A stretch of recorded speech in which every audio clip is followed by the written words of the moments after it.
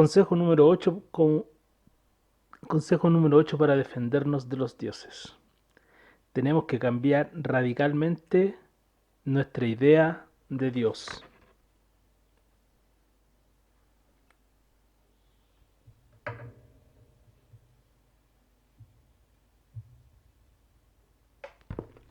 Apartado número 32. He aquí lo que a propósito de esto dijo el genio de Albert Einstein. En cierto sentido, me considero entre los hombres profundamente religiosos, pero me resulta imposible imaginar un Dios que recompense y castigue a seres creados por él mismo, en que, en otras palabras, tenga una voluntad semejante a la nuestra. Abre paréntesis. Albert Einstein, Mi visión del mundo. Tusquets, editores. Cierra paréntesis. Y en otra parte dijo, perdón, nadie dejará que creer en la existencia de Dios personal, omnipotente, justo y benéfico, le da a los hombres solaz y alegría, además en virtud de su simplicidad. Esta idea es asequible a las mentes menos desarrolladas, pero por otro lado, esta idea de Dios tiene muchos puntos débiles. El origen principal de los conflictos actuales entre la religión y la ciencia proviene de la idea de un Dios personal. Abre paréntesis. Albert Einstein, Mis ideas y opiniones, Anthony Bosch. Cierra paréntesis. Einstein habló rápidamente de lo que él llamaba la religión cósmica, difícil de comprender, pues de ella no surge un concepto antropomórfico de Dios. Lo que iguala a todas las religiones es el carácter antropomórfico que atribuyen a Dios. Es un estadio de la experiencia religiosa que solo intentan superar ciertas sociedades y ciertos individuos dotados. Abre paréntesis. Albert Einstein, Mi visión del mundo. Tusco Editores. Cierra paréntesis.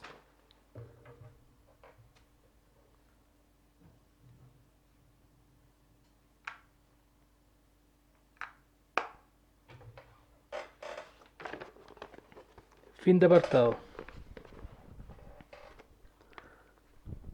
Esto es importantísimo y está en el fondo de toda la gran transformación que la humanidad tiene que sufrir en los próximos decenios.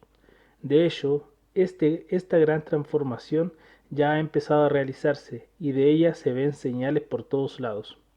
Y aquí el lector me va a permitir varias autocitas de mi libro, ¿Por qué agoniza el cristianismo?, en el que dediqué 2 capítulos enteros a explicar cuál es la idea de Dios en el cristianismo y cuál es mi idea de Dios.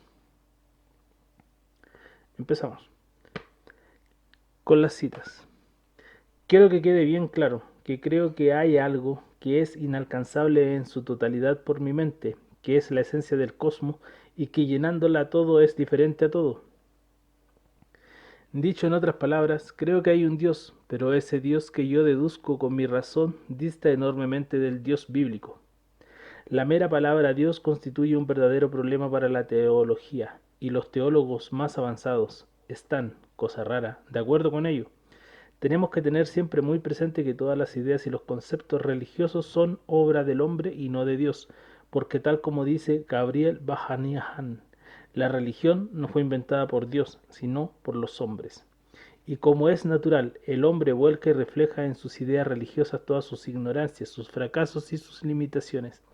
Y el primer reflejo de estas limitaciones lo tenemos en la palabra Dios y en los diferentes conceptos que tenemos cuando lo pronunciamos.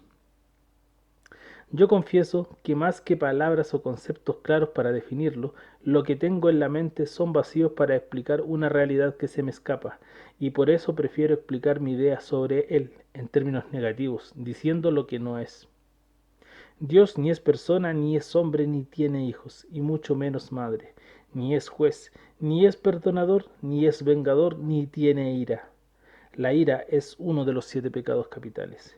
Ni esto, ni es esto, ni es lo otro. Todos estos son términos puramente humanos y muy probablemente se le aplican a Dios con la misma propiedad con que se le podría aplicar a un puente los términos tierno, sensible, rencoroso, dócil. De una manera muy lejana y cuasi poética se le puede aplicar. Pero para calificar a un puente hay que usar otros términos completamente diferentes. La gran diferencia es que el puente lo conocemos muy bien, mientras que a Dios no lo conocemos en absoluto, o lo conocemos muy mal y muy lejos, y por eso no tenemos adjetivos para definirlo. Ese ha sido el gran pecado de los teólogos, de todas las religiones, la falta de respeto con lo que han tratado, con lo que han tratado a Dios, creyendo conocerlo a fondo, lo han definido y nos han dado de él una idea que es completamente caricaturesca, cuando no grosera y hasta blasfema. El Dios del Pentateuco y el Dios de la teología cristiana son un auténtico monstruo. El Dios vengador, el Dios iracundo, el Dios que se encapricha con un pueblo y se olvida o maltrata a los demás, el Dios que deja de morir de hambre a millones de personas, el Dios en cuyo nombre se hacían guerras y se conquistaban imperios y continentes, el Dios cuya fe era extendida con la espada y defendida con las hogueras, el Dios que se gozaba en la pompa de sus representantes, el Dios que inspiraba a sus profetas a que maldijesen y anatemizasen a los que no pensaban igual. El Dios que nos impone la cruz y el sufrimiento como único medio para llegar a Él. El Dios que tiene infiernos para castigar a esta pobre sombra que se llama hombre. Ese Dios es una amenaza para la humanidad. Ese Dios es una especie de insulto a la inteligencia humana. Ese Dios no tiene explicación lógica. Ese Dios está muriendo en la actualidad en la conciencia de los hombres. Esa es ni más ni menos que la esencia de la famosa teología de la muerte de Dios, que hace unos años sacudió la conciencia de los cristianos pensantes, desató olas de indignación y protesta entre los que no fueron capaces de comprender de qué se trataba. El hombre de nuestra generación ha caído en la cuenta de que Dios no puede ser así, y por eso se ha lanzado a buscarlo por otro camino.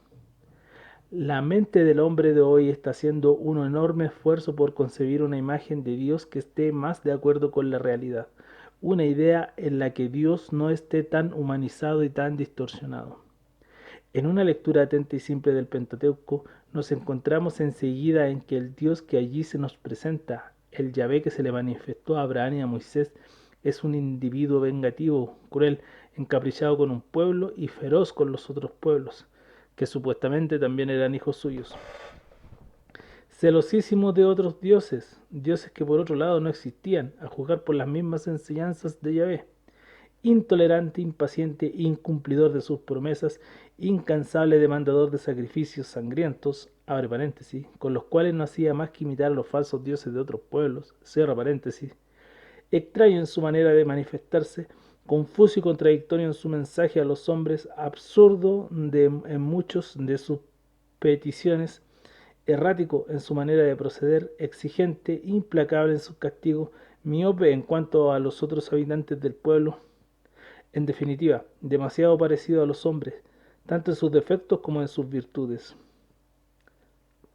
Pero del Dios fuente de toda belleza y bondad que los hombres tan ansiosamente buscamos, no solo tenemos derecho a esperar alguna virtud, sino todas ellas en grado sumo, y además una ausencia total de todas las cosas negativas y malas que encontramos en el Yahvé del Pentateuco.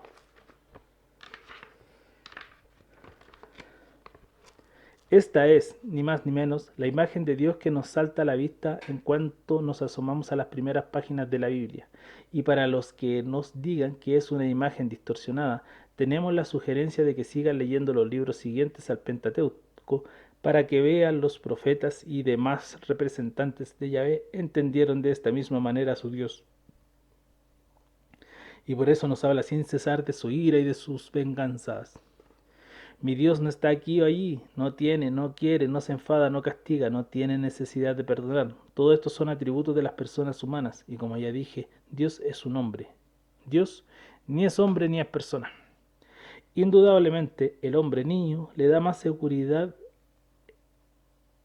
indudablemente el hombre niño le da más seguridad la idea de un Dios Padre y en cierta manera se siente perdido y huérfano cuando le privan de ella. Por eso creo que la idea de presentar a Dios como Padre, haciendo mucho hincapié en ello, fue un gran logro del cristianismo y de Cristo, pero desde los tiempos de la fundación del cristianismo hasta hoy, la psicología de los hombres, y más en concreto de ciertos hombres más evolucionados, ha cambiado mucho. Yo no creo en el cielo que nos presenta el cristianismo, es decir, en un cielo inmediato y definitivo, con una contemplación directa de Dios. Esta es otra enorme infantilidad de los habitantes del planeta, propio de los niños.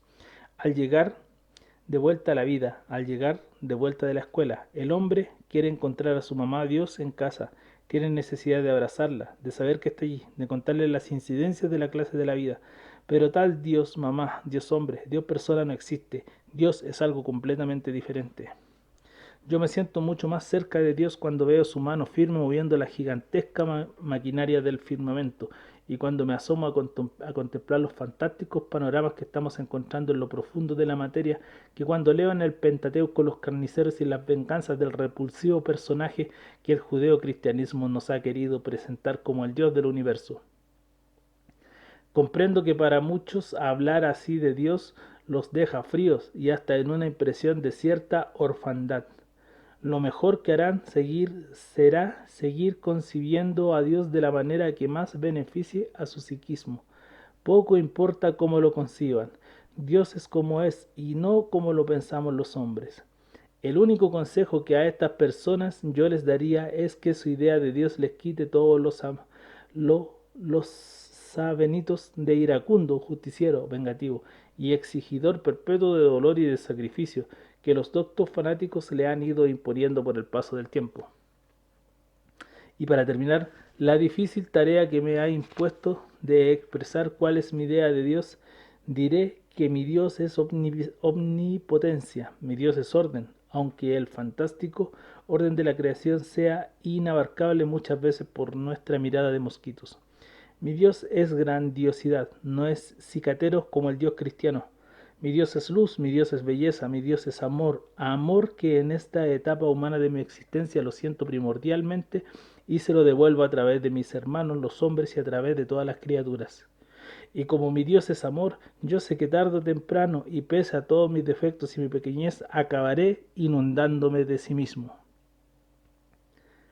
Fin de la cita. Continúa el libro.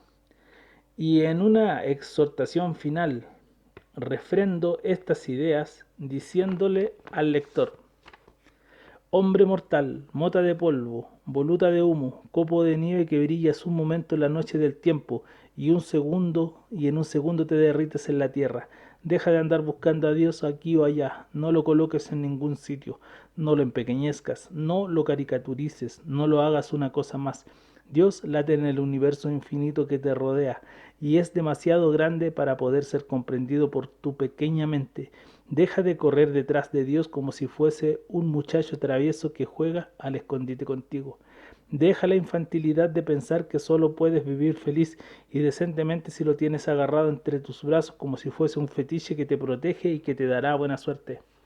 Deja de angustiarte con falsas imaginaciones de torturas, castigos, demonios, purgadores e infiernos.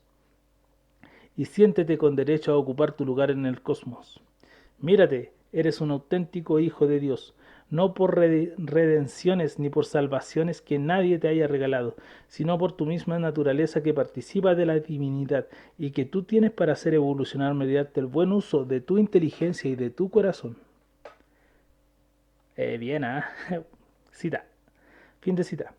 Pido perdón al lector por una cita tan larga, pero no podía escribir lo mismo que ya había escrito antes, y las ideas aquí escritas son la culminación lógica y natural de todo lo que llevamos dicho en este capítulo. La última frase de la cita con la que animo al lector a su propia evolución será la que nos lleve de la mano al último capítulo de este libro.